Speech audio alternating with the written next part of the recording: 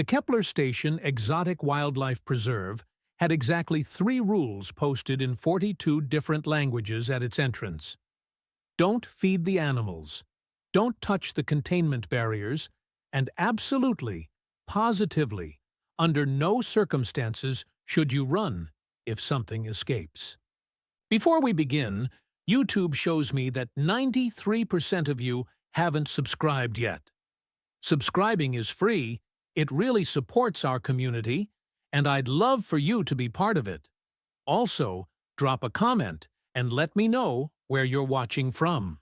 The 3rd rule existed because the universe had a twisted sense of humor, and running from a predator was essentially the same as ringing a dinner bell.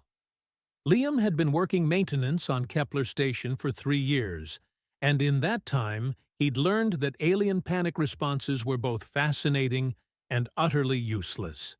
Take the current situation, for instance. What had started as a routine diplomatic tour of the galaxy's most prestigious and most dangerous zoo had devolved into what could generously be called a situation, and more accurately described as a complete clusterfuck of intergalactic proportions. The preserve's crown jewel, a juvenile Nethys shadow cat from the death world of Vorthak, had somehow managed to slip its quantum containment field during the morning feeding cycle. Now, this wasn't your typical house cat situation. Shadow cats were apex predators that evolved on a planet where everything, including the plants, actively tried to murder you. They had retractable claws that could slice through titanium, reflexes that made hummingbirds look sluggish, and a bite force that could crack starship hull plating. The fact that this particular shadow cat was only 8 months old and roughly the size of a golden retriever didn't make the alien security team feel any better about the situation. Containment breach in Sector 9. The station's AI announced with the kind of cheerful efficiency that suggested it had been programmed by someone with a seriously warped sense of timing. All non-essential personnel, please evacuate to designated safe zones. Essential personnel, please try not to die horribly. Thank you for choosing Kepler Station for your diplomatic needs. Liam paused in his work, rewiring the lighting system in the adjacent corridor, and listened to the symphony of alien panic echoing through the preserve. The insectoid Velkari were clicking their mandibles in distress patterns that sounded like aggressive Morse code. The crystalline Zephyrians were chiming discordantly, creating a sound not unlike wind chimes in a hurricane. And somewhere in the mix, he could hear the deep, rumbling growls of what he assumed was the escaped shadow cat. But there was something off about those growls. Liam had spent enough time around Earth predators before humanity joined the galactic community to recognize the difference between aggressive hunting sounds and something else entirely. These weren't the confident, threatening vocalizations of a predator on the hunt. They were higher-pitched, more erratic, almost scared. The maintenance tunnels provided an excellent view of the chaos unfolding in the main preserve area, and Liam found himself with a front-row seat to what could only be described as the galaxy's most expensive game of hide-and-seek. The diplomatic delegation, representatives from 8 different species who had come to admire the station's collection of universe's most dangerous fauna, were huddled behind what they hoped were sufficient barriers, while the security team attempted to implement what appeared to be the most aggressively stupid containment protocol ever devised.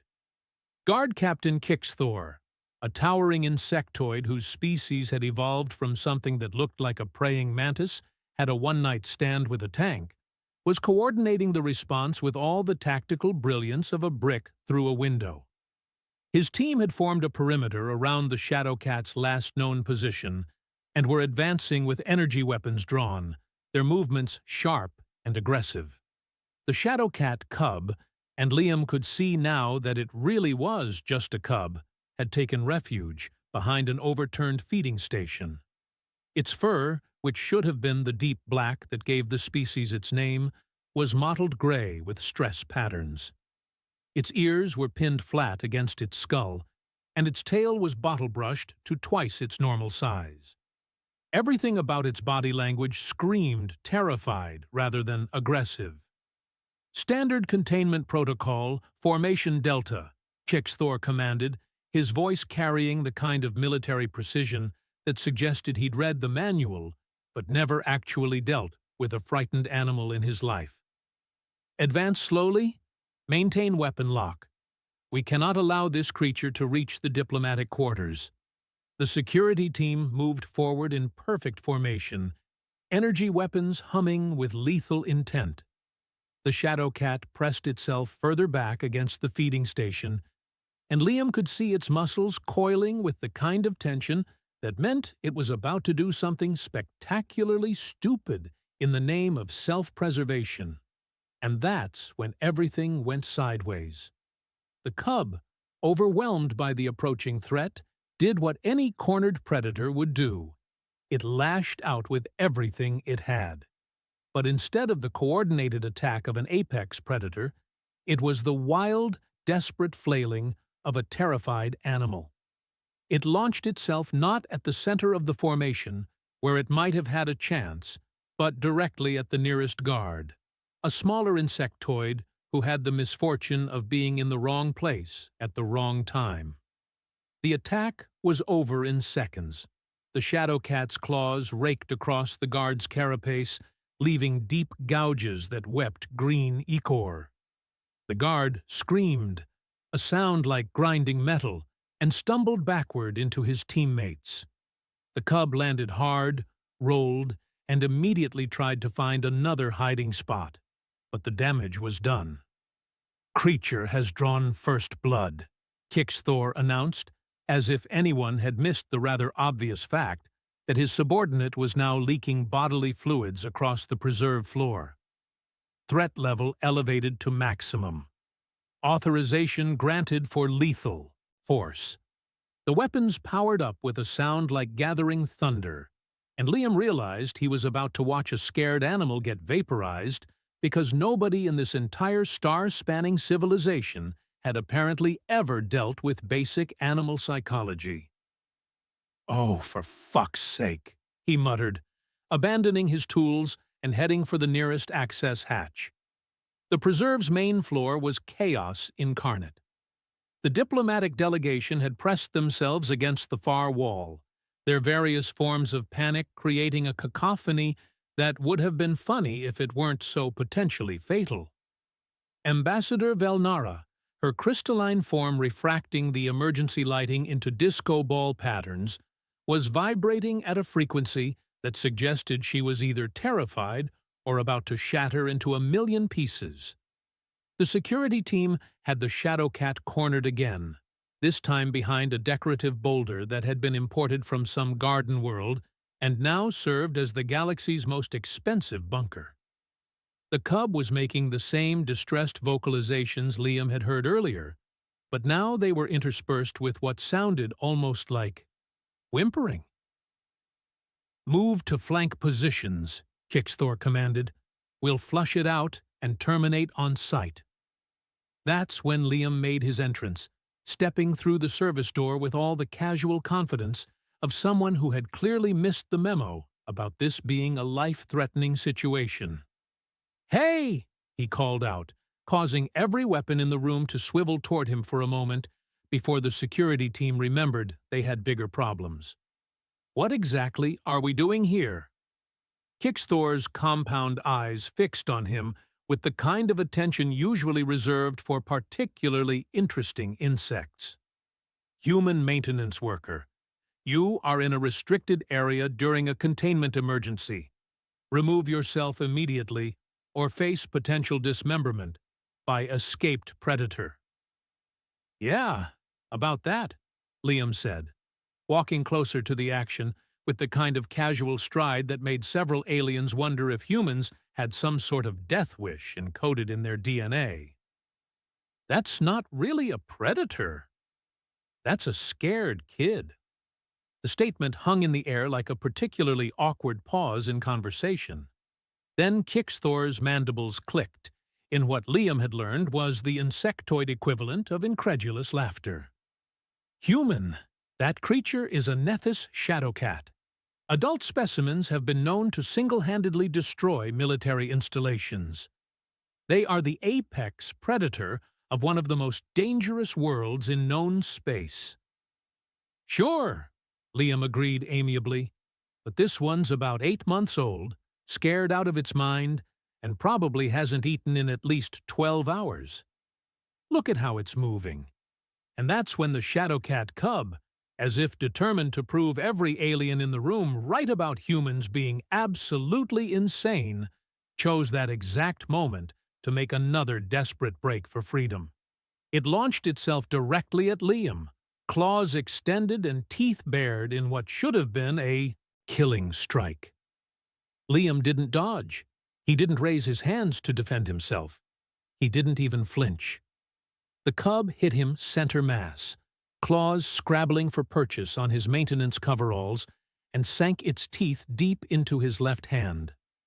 The silence that followed was the kind of profound quiet that usually precedes either enlightenment or catastrophic explosions. And then Liam laughed. The sound of human laughter in the face of mortal peril was, apparently, not covered in any alien security manual. Kixthor's weapon wavered as his compound eyes tried to process what he was witnessing. The diplomatic delegation had gone from various states of panic to a collective frozen fascination that bordered on the anthropological. "He's just hungry," Liam said, his voice carrying that particular brand of amused exasperation usually reserved for explaining obvious things to very smart people who were missing the point entirely. Blood was running down his wrist from where the Shadowcat's teeth were still firmly embedded in his hand, but he showed about as much concern as someone might for a paper cut. The cub, for its part, seemed as confused as everyone else. Its bite had been meant to drive off the threat, but this particular threat was making soothing sounds and wasn't trying to shake it off or retreat. The Shadowcat's pupils dilated with uncertainty, its tail still bottle-brushed, but no longer lashing with aggressive intent. "Human Liam," Kixthor managed, his voice carrying the kind of strained patience usually reserved for dealing with the mentally unstable. "You are currently being attacked by an apex predator. Standard protocol suggests you should be screaming, bleeding out, or ideally both." "Well, I'm definitely bleeding," Liam acknowledged cheerfully. "But the screaming seems a bit dramatic, don't you think?" He slowly moved his free hand toward the cub, ignoring the way every weapon in the room tracked his movement. "Easy there, little guy. Nobody's going to hurt you." Ambassador Velnara's crystalline form chimed with what might have been disbelief. "The human appears to be communicating with the creature." "The human appears to be having some sort of psychotic break," muttered one of the guards, though he hadn't lowered his weapon. But Dr. Brightwater, the station's xenobiologist, who had arrived sometime during the chaos, was watching the interaction with the kind of intense focus that suggested he was seeing something the security team was missing. He was a tall, lanky human with the kind of wild hair that suggested he spent more time with animals than with grooming implements, and his eyes were darting between Liam and the Shadowcat with growing fascination. "No," he said quietly, pulling out some sort of handheld scanner. "No. Look at the creature's body language. Look at how it's responding."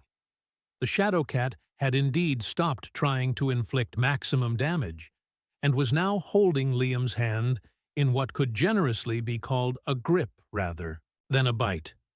Its ears were no longer pinned flat against its skull, and the stress patterns in its fur were beginning to fade back to the deep black that gave the species its name. Liam began speaking in the kind of soft, soothing tones that every human seemed to instinctively know worked on frightened animals. "That's it. You're okay." Just scared and hungry, right? When's the last time anyone fed you properly? And then something happened that would later require Dr. Brightwater to completely revise several academic papers on interspecies communication.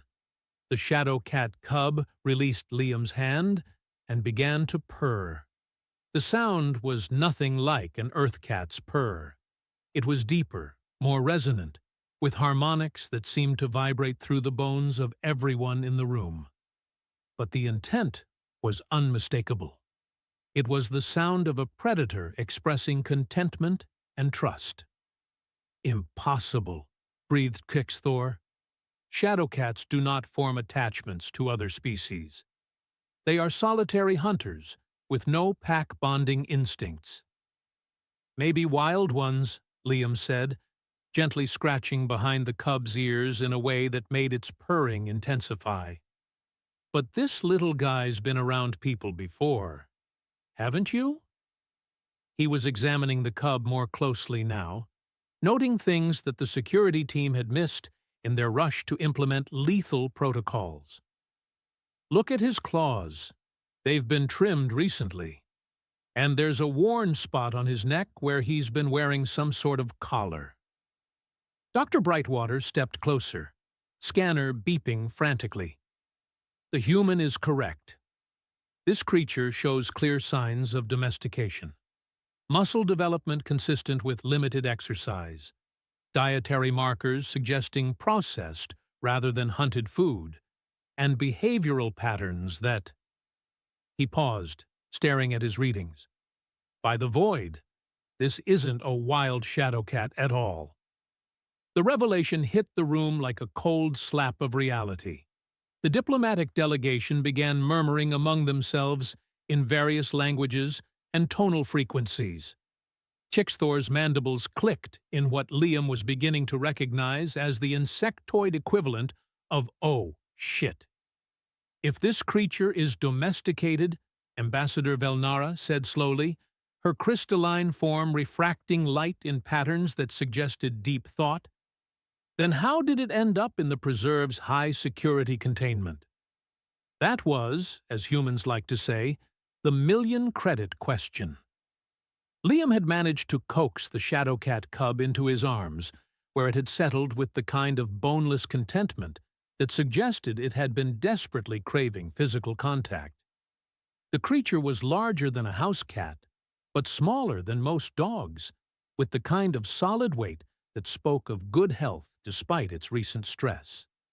Its fur was incredibly soft, and its purring created a vibration that was oddly soothing. "Someone's been taking very good care of you," Liam murmured, running his hands over the cub's body in a quick health check that would have made any veterinarian proud. "Good. Muscle tone, healthy coat. No signs of abuse or neglect. So where's your family, little guy?" Dr. Brightwater approached with his scanner, moving slowly so as not to startle either human or shadowcat. "May I?" he asked, and when Liam nodded, he began taking detailed readings. "Fascinating. The creature shows no fear response to humans at all. In fact, its stress hormones are dropping to baseline levels now that it's in physical contact with you. That's because humans have magic fingers when it comes to scratching behind ears," Liam said, with the kind of matter-of-fact confidence that made several aliens wonder if this was some sort of classified human ability.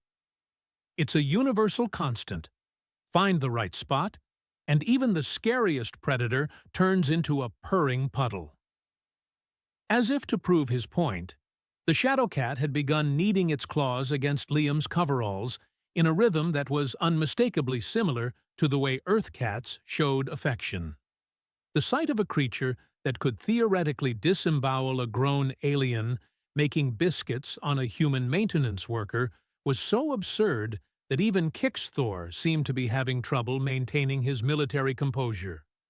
"The diplomatic implications of this situation are significant," Ambassador Velnara noted, her crystalline form shifting colors in what Liam had learned was the Zephyrian equivalent of careful political thinking. If this creature belongs to someone, then we have potentially been preparing to execute someone's pet. More than that, Dr. Brightwater said, his scanner beeping with increasingly urgent tones. If this creature has been in the preserve's containment system, then where is the actual wild shadow cat that was supposed to be in that enclosure? The question hung in the air like a sword suspended by rapidly fraying thread. Because if there was a domesticated shadow cat cub in the high-security containment, and it clearly didn't belong there, then logic suggested that somewhere on Kepler Station there was a very real, very wild, and very angry adult shadow cat that was probably looking for its missing offspring. As if summoned by their collective realization, the station's emergency klaxons began wailing with renewed urgency. "Security alert," the station AI announced, with its usual cheerful efficiency. "Maintenance Level C has reported multiple casualties from an unknown predator. All personnel are advised to avoid the lower decks until further notice. Also, the diplomatic dinner has been moved to Conference Room B, due to what can only be described as circumstances beyond our control. Thank you for your continued patience during this minor apocalypse." Liam looked down at the shadow cat cub, who had fallen asleep in his arms with the kind of complete trust that only the very young could manage. "Well," he said to the room at large, "I think we found our missing wild shadow cat." The maintenance levels of Kepler Station were not designed for hunting parties, which made the current situation particularly awkward for everyone involved, except, apparently, the adult shadow cat that had been systematically working its way through the lower decks like a furry, four-legged wrecking ball with abandonment issues. Dr. Brightwater's portable lab had been hastily set up in the preserve's observation deck, giving them a clear view of both the ongoing diplomatic crisis above and the mounting body count below. The shadow cat cub, who had decided that Liam was now its official human and refused to be separated from him by more than 3 feet, was contentedly destroying a maintenance glove while Brightwater ran increasingly detailed scans. "The genetic markers are definitive," Brightwater announced, reading from his scanner with the kind of grim satisfaction that scientists got when reality confirmed their worst suspicions. "This cub and the creature currently redecorating our maintenance levels with what used to be our engineering staff are definitely related. Mother and offspring, based on the mitochondrial patterns." Ambassador Velnara, who had insisted on remaining present for what she called diplomatic oversight, and what everyone else recognized as morbid curiosity, chimed softly. "Then we are dealing with a domesticated family unit that has been forcibly separated. For at least 3 weeks, according to these stress hormone readings," Brightwater continued, "the cub shows signs of prolonged anxiety consistent with being removed from its primary caregiver. The mother." He paused, listening to another damage report crackling over the comm system. "Well, I imagine she's somewhat upset about the situation." Gixthor, who had spent the last hour trying to coordinate a response to what could only be described as a maternal rampage in the station's infrastructure, clicked his mandibles in frustration. "Upset is a significant understatement, Doctor. The creature has killed 6 maintenance workers, disabled 3 security teams, and appears to be systematically hunting through every level of the station." "She's looking for her kid," Liam said matter-of-factly, scratching behind the cub's ears in a way that made it purr like a miniature engine. "Shadow cats are supposed to be solitary, right? But domesticated animals don't follow the same behavioral patterns as their wild counterparts. If this little guy has been raised around people, then his mother probably has been too." The implications of that statement settled over the group like a particularly heavy blanket. A wild shadow cat was dangerous enough, an apex predator following millions of years of evolutionary programming to hunt, kill, and survive.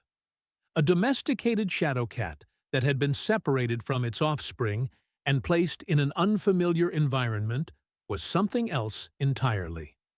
It had all the killing power of a wild predator, but with the emotional attachment and protective instincts of a pet. The tactical situation is deteriorating rapidly, Kixthor continued, his compound eyes reflecting data streams from multiple security feeds. The creature has adapted to our response patterns. It avoids our patrols, strikes at isolated personnel, and retreats through ventilation systems we cannot effectively monitor. Standard containment protocols are proving ineffective against an adversary that combines apex predator capabilities with what appears to be learned behavior around technological environments. Dr. Brightwater looked up from his scanner, his expression grim. That's exactly what you'd expect from a domesticated animal that's been living around advanced technology. She knows how stations work: air circulation, power conduits, maintenance access points. She's not just a wild animal acting on instinct. She's a pet who understands the environment she's hunting in. The comm system crackled to life with another report. Security to command. The creature has breached the secondary power distribution center. We've lost environmental controls to sections 9 through 15. Casualties are significant. Ambassador Velnara's crystalline form shifted through several wavelengths of visible light, creating prismatic patterns that indicated severe diplomatic stress. The other delegates are becoming increasingly concerned about their safety. The Velkari representative has already requested emergency evacuation, and the Centauran trade minister is threatening to withdraw from the economic alliance negotiations if this situation is not resolved within the next standard hour. The question, Ambassador Velnara noted, with the kind of diplomatic precision that suggested she was already thinking about the paperwork this would generate, is how a domesticated shadowcat family ended up in our high-security containment in the first place. Dr. Brightwater pulled up the preserve's intake records on his portable display, scrolling through what appeared to be weeks of standard bureaucratic documentation. According to this, the adult shadowcat was acquired 3 weeks ago from a licensed exotic animal dealer on Terminus Station. Paperwork indicates it was a wild-caught specimen from Vorthak, cleared for research purposes. Except it wasn't wild-caught, Liam observed, watching the cub attempt to demolish his other glove with the kind of focused determination that suggested this was serious business. This little guy's been bottle-fed, socialized, and probably sleeps in someone's bed at night. As if to prove his point, the cub abandoned the glove and crawled into Liam's lap, where it began kneading his coveralls and purring with the volume of a small industrial engine. The sight of a creature that could theoretically remove someone's face, making itself comfortable like an oversized house cat, was causing several aliens to reconsider their understanding of predator behavior. "Look at this behavioral pattern," Dr. Brightwater said, pointing his scanner at the interaction. The cub is exhibiting classic bonding responses, scent marking, contact seeking, vocal communication patterns that indicate it's trying to establish Liam as a surrogate caregiver. This level of socialization doesn't happen overnight. These animals have been living with sentient beings for months, possibly years. "Someone's missing their pets," Liam continued, gently stroking the cub's fur. "The question is, who would be traveling with domesticated shadowcats, and why haven't they reported them missing?" The answer, when it came, arrived in the form of a very small, very guilty-looking alien who appeared at the observation deck's entrance like a summoned spirit of bureaucratic nightmare. The creature was roughly humanoid, but covered in what appeared to be soft, downy feathers in shades of blue and green. Its large, dark eyes were currently filled with the kind of terror that suggested it knew exactly why several adults were staring at it with varying degrees of disbelief. Zeph, Ambassador Velnara said in the tone of someone who had just solved a puzzle and didn't particularly like the picture it revealed. What are you doing here? You should be in the diplomatic quarters with your guardian. Zeph was maybe 10 years old in whatever scale the species used, and currently looked like it wanted to disappear into the floor. Its feathers were ruffled with anxiety, and it was making small chirping sounds that needed no translation. This was a child caught red-handed in the middle of something it absolutely should not have been doing. I... dot. Dot. Zeph started, then stopped, looking between the assembled adults and the shadow cat cub with the expression of someone whose lie had just grown legs and started running around causing international incidents. I thought they were safe here. The pieces clicked together with the kind of satisfying precision that made Dr. Brightwater's scientific soul sing, and everyone else's blood pressure skyrocket. You brought them here, Liam said, not accusingly, but with the gentle tone of someone talking to a frightened child. The shadow cats belong to you. Zeph's feathers went flat against its body, a clear sign of distress in the species. They weren't supposed to be separated.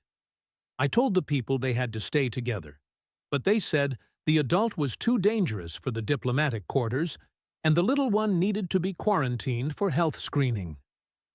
Ambassador Velnara's crystalline form shifted through several color spectrums that probably indicated she was cycling through multiple stages of diplomatic crisis management. Zeph, you cannot travel with apex predators without proper documentation and clearance.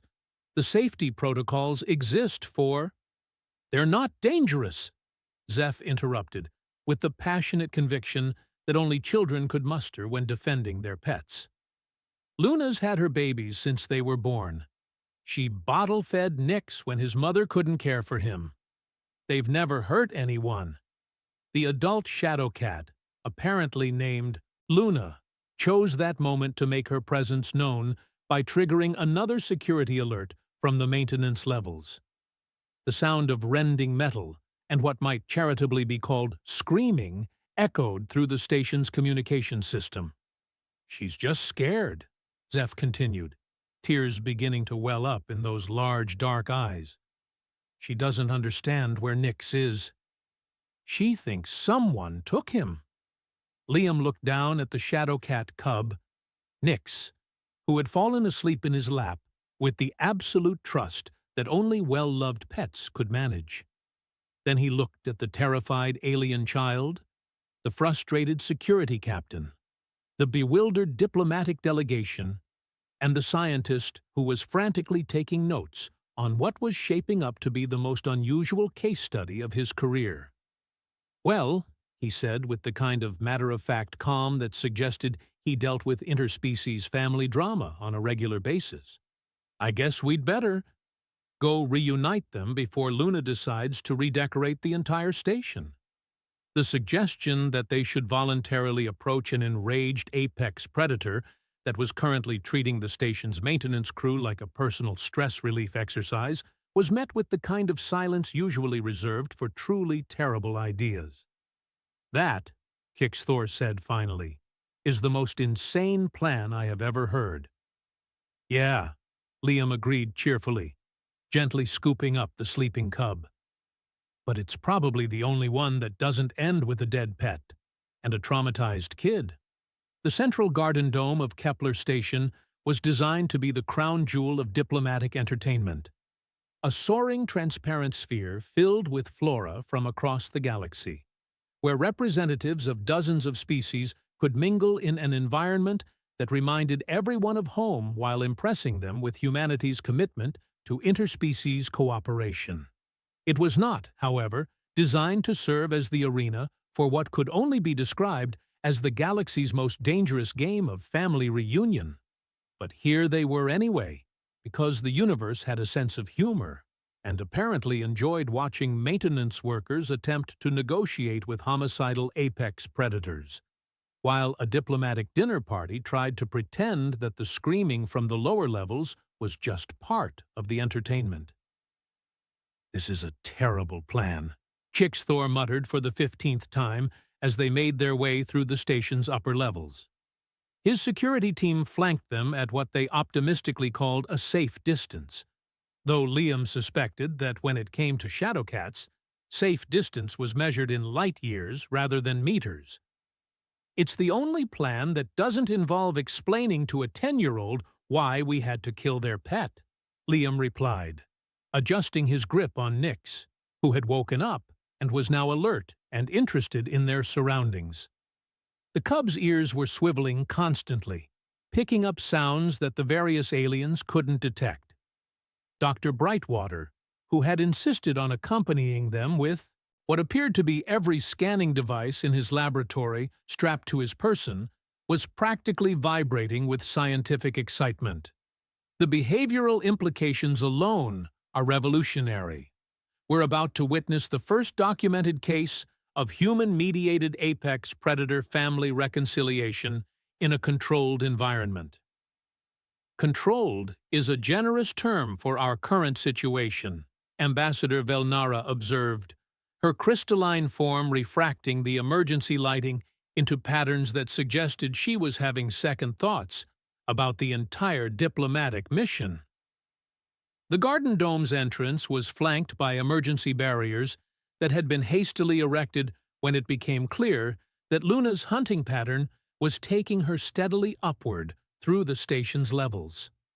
Beyond the barriers, they could see the lush greenery that had been carefully cultivated to represent 17 different planetary ecosystems. Under normal circumstances, it was breathtaking. Under current circumstances, it looked like the perfect place for an ambush. "She's in there," Liam said with the kind of certainty that made everyone else nervous. Nyx had gone rigid in his arms, every muscle tense with anticipation. The cub was making soft, chirping sounds that were barely audible to human ears, but apparently carried meaning that transcended species barriers. "How can you possibly know that?" Kixthor demanded, his compound eyes scanning the dome's interior for any sign of movement. "Because he's talking to her," Liam explained, nodding toward Nyx. "Listen to the pattern. 3 short chirps, pause, 2 long ones, pause, repeat. That's not random vocalization, that's communication." As if to prove his point, a sound echoed from somewhere deep within the Garden Dome, a low, rumbling call that seemed to vibrate through the station's superstructure.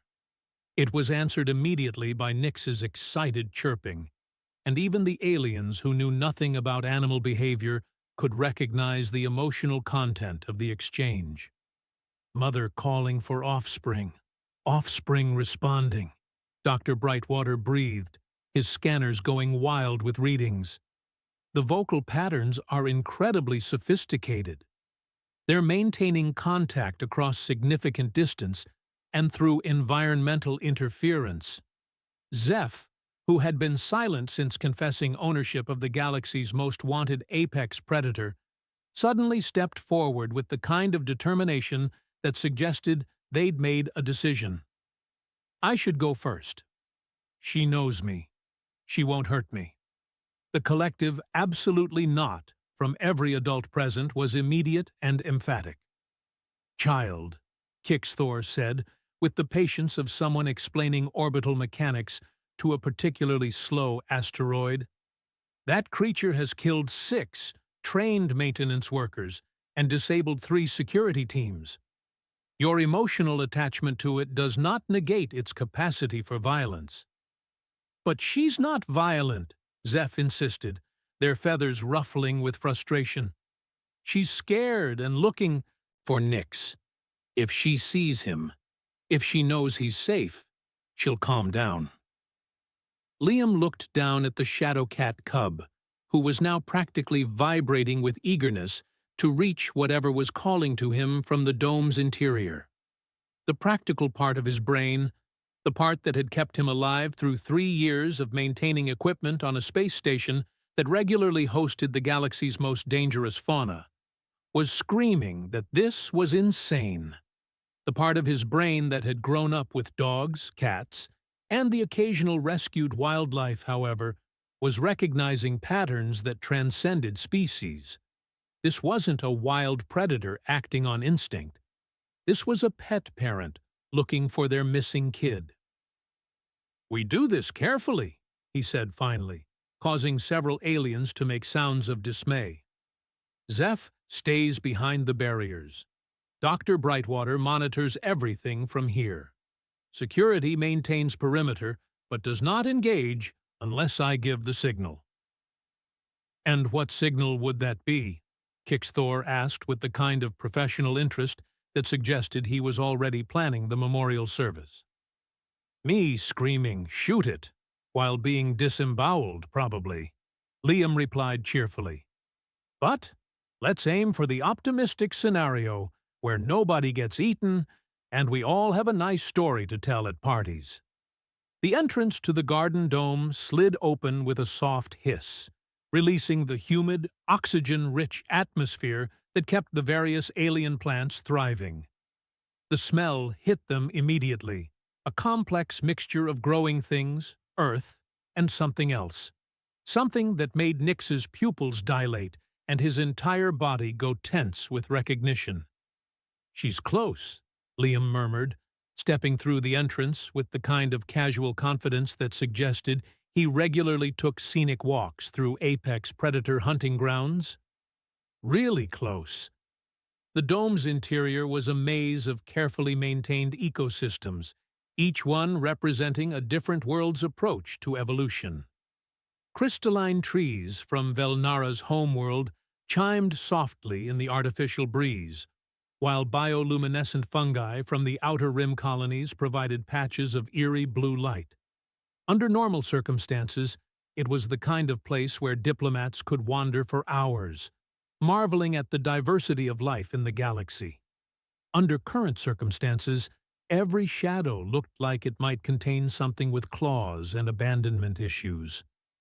Nyx was actively scanning their surroundings now, his head moving in quick, precise movements that suggested he was processing sensory information far beyond human capabilities. His chirping had become more urgent, more directed, and from somewhere in the dome's green depths came answering calls that seemed to be getting closer. "Movement. Section 3. Dr. Brightwater's voice crackled through their comm units. "Large mass, moving parallel to your position."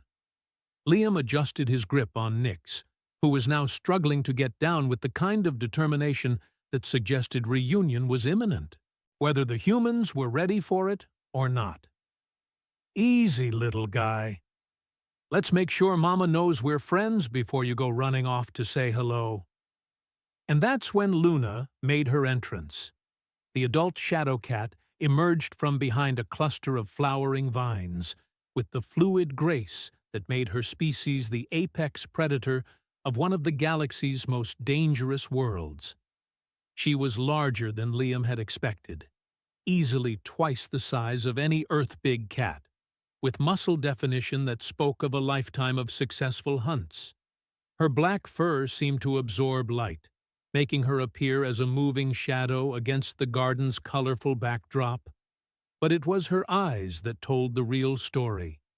They were fixed on Nyx with the kind of focused intensity that transcended species, the look of a parent who had found their missing child and was prepared to go through anything to reach them.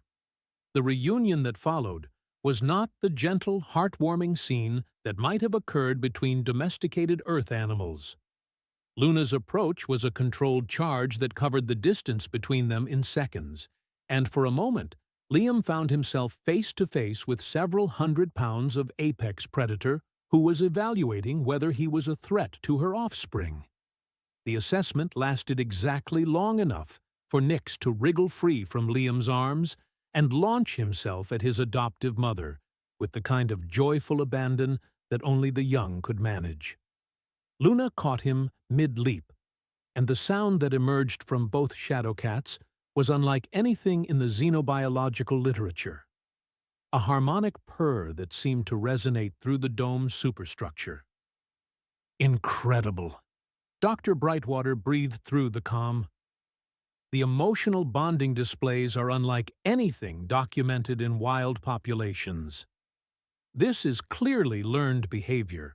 Luna was conducting a thorough examination of her returned offspring, sniffing and nuzzling him with the kind of detailed attention that any parent would recognize. Satisfied that Nyx was unharmed, she turned her attention back to Liam, with an expression that suggested she was still deciding whether he was friend or food. "Hey there," Liam said softly, making no sudden movements, but not retreating either. "You've been having a rough few weeks, haven't you?" "Sorry about that. We didn't know he belonged to someone." Luna's ears swiveled toward him, processing not just his words, but his tone and body language. Her tail was no longer lashing with aggressive intent, but she maintained the kind of alert posture that suggested she was ready to turn violent if the situation called for it. And then Zeph's voice rang out from the dome's entrance, calling something in their own language that sounded like a mixture of relief and reproach. Luna's entire demeanor changed instantly, ears perking up, posture relaxing, and a sound emerging from her throat that could only be described as a greeting. "Luna! You bad girl, what have you been doing?" The scolding tone was universal, and Luna responded like any pet caught misbehaving. Ears slightly back, head lowered, but tail beginning to move in what might charitably be called a guilty wag. She approached the entrance with Nyx padding alongside her, and the reunion between pet and owner was everything the earlier violence had not been. Gentle, joyful, and completely normal despite involving a species that could theoretically dismantle a starship with their bare claws. "She was protecting Nyx," Zeph explained, kneeling down to receive enthusiastic greeting from both shadow cats. "When they separated them, she thought something bad had happened to him. She was trying to find him." Dr. Brightwater emerged from behind the barriers with his scanners beeping frantically. The stress hormone levels are dropping rapidly in both animals. Heart rates normalizing, aggressive postures abandoning. This is a textbook example of attachment-based behavior in domesticated apex predators. Kixthor approached with the kind of caution usually reserved for diffusing explosive devices. "The creature that killed 6 of my personnel is purring." "She was scared," Liam said, reaching out slowly to let Luna sniff his hand.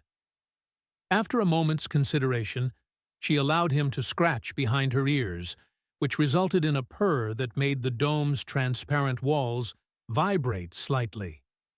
Probably the first time she'd been separated from her family since she was domesticated. Can you imagine how terrifying that would be? The implications of the situation were beginning to settle over the assembled group like a particularly heavy bureaucratic blanket. A diplomatic incident that had nearly resulted in multiple deaths, the evacuation of a space station, and what would undoubtedly be months of paperwork, had been caused by a fundamental misunderstanding about pet ownership documentation. Ambassador Velnara's crystalline form was cycling through colors that indicated she was already composing the incident report in her head. The question now becomes how to prevent similar situations in the future. Clearly, our protocols for identifying domesticated versus wild specimens require significant revision. The bigger question, Dr. Brightwater said, his scientific mind already moving beyond the immediate crisis, is what this tells us about human-animal interaction capabilities. Liam's success in communicating with and calming both specimens suggests that humans may have natural abilities that could revolutionize our approach to xenobiological management. Before Liam could protest that he'd just been treating scared animals like scared animals, the comm system crackled to life with a message that made everyone present realize that their immediate problems were far from over. Attention diplomatic personnel. The evening's formal dinner is about to commence in the main dining hall.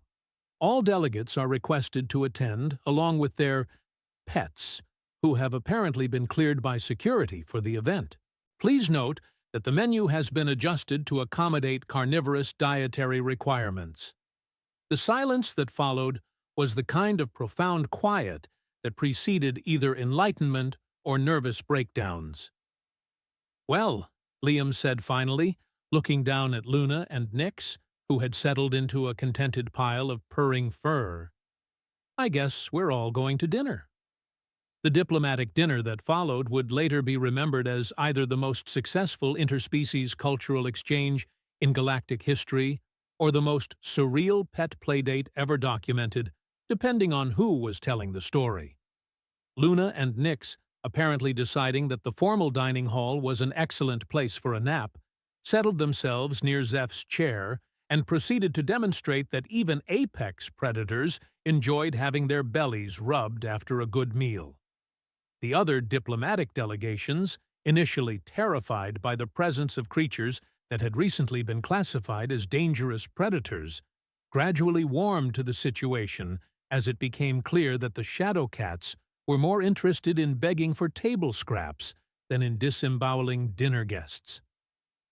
Dr. Brightwater spent the evening taking notes and muttering about the need to completely revise several academic papers, while Kixthor discovered that Luna seemed to enjoy having her ears scratched by insectoid claws. Ambassador Velnara announced that the evening's events would be classified as a cultural learning experience rather than a catastrophic security failure, which was diplomatic speak for "let's never mention this again," but also maybe we learned something important. And Liam found himself fielding job offers from 3 different alien governments who had apparently decided that humans possessed some sort of mystical ability to communicate with dangerous fauna, and wanted to hire him as a xenobiological relations specialist. He turned them all down, explaining that Kepler Station's maintenance department was probably going to need someone who could fix things without accidentally causing international incidents. Besides, someone had to keep an eye on Luna and Nix, who had apparently decided that the station's garden dome was an excellent place to raise a family. The last report of the evening came from the station's AI, delivered with its usual cheerful efficiency. All security alerts have been cancelled. Normal operations will resume tomorrow morning. Tonight's diplomatic dinner has been logged as a qualified success, with a note that future pet documentation requirements should probably be more specific. Thank you for choosing Kepler Station for your interspecies crisis management needs. As the delegates departed for their quarters and the Shadowcat family settled in for what was probably their first peaceful night's sleep in weeks, Liam found himself reflecting on the fact that sometimes the most complex problems had the simplest solutions. You just had to be willing to listen to what the animals were actually trying to tell you, rather than what you expected them to say. And sometimes you had to be prepared to laugh when an apex predator bit your hand, and then remember that underneath all the evolutionary weaponry, they were just someone's scared, hungry pet, looking for their family. The universe, Liam decided, had a sense of humor after all. It just wasn't always the kind of humor that showed up in official reports.